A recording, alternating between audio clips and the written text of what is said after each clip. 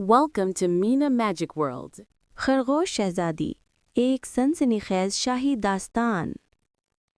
زمانے قدیم میں ایک عظیم الشان سلطنت تھی جس کا نام تھا نور محل۔ وہاں کا بادشاہ ادھیر سنگھ نہایت انصاف پسند اور ملکہ مہرو نگاہ انتہائی دانا اور خوبصورت تھیں۔ ان دونوں کی ایک لاڈلی بیٹی تھی شہزادی حورین، جو اپنی خوبصورتی، نرمی اور رحم دلی کے باعث ساری سلطنت میں مشہور تھی۔ سلطنت کی رعایا اس سے محبت سے دلوں کی شہزادی کہتی تھی، لیکن ہر حسین اور نیک دل شخصیت کے دشمن بھی ہوتے ہیں۔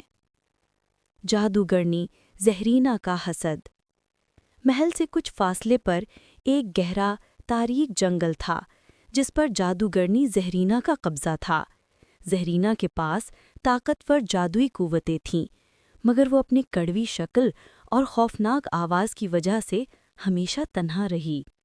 جب اس نے سنا کہ نور محل کی شہزادی حورین سب کی پسندیدہ ہے، سلطنت کی وارث ہے اور شادی کے لیے دور دور سے شہزادے آ رہے ہیں، تو اس کے دل میں حسد کی آگ بھڑک اٹھی۔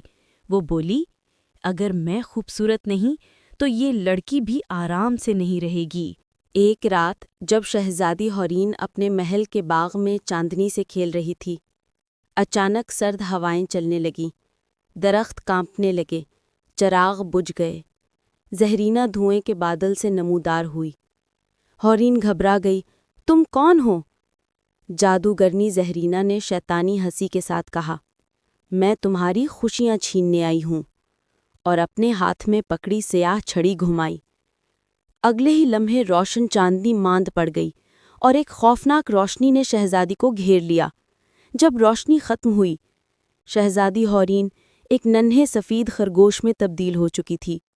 اس کی آواز بند، اس کا جسم چھوٹا، اس کی دنیا ختم ہو گئی۔ جادوگرنی کہا لگاتی ہوئی غائب ہو گئی اور خرگوش شہزادی جنگل کی طرف بھاگ گئی۔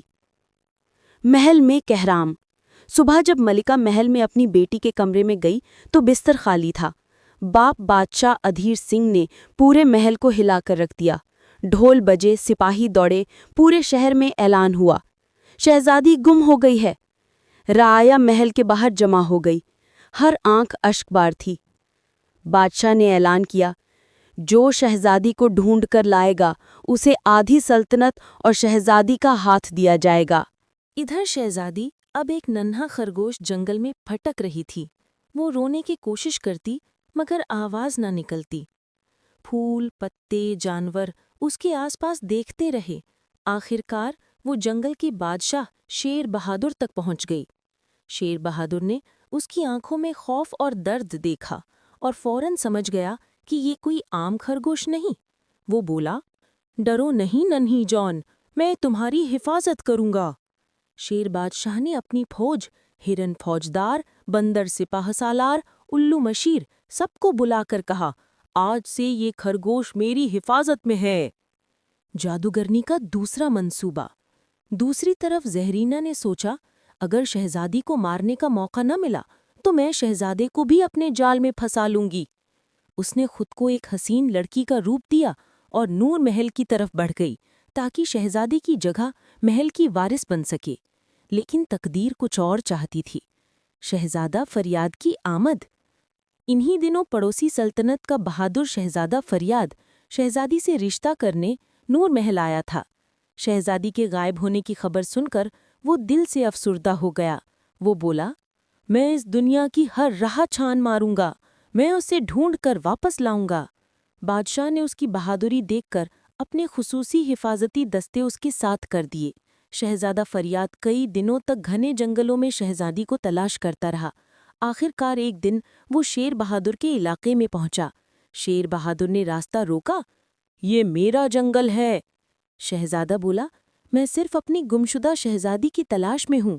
الو مشیر نے سرگوشی کی، بادشاہ سلامت، یہی وہ انسان ہے جسے تقدیر نے چنا ہے۔ پھر شیر نے فریاد کو جنگل کے اندر بلایا اور تب شہزادے کی نظر ایک خوبصورت ننھے سفید خرگوش پر پڑی۔